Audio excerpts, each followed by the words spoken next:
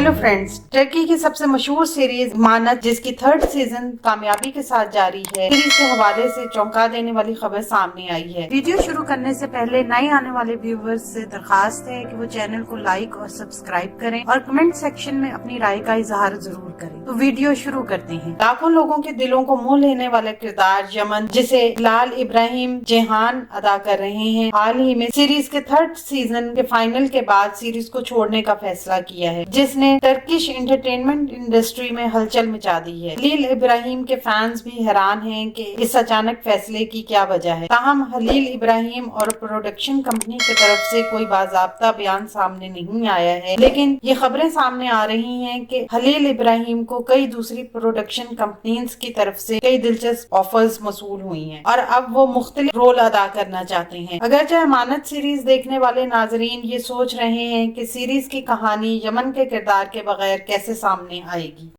आने वाले दिनों में अपने पसंदीदा ड्रामों की मजीद मालूमात के लिए हमारे चैनल को लाइक करें, शेयर करें और सब्सक्राइब करना ना भूलें। शुक्रिया।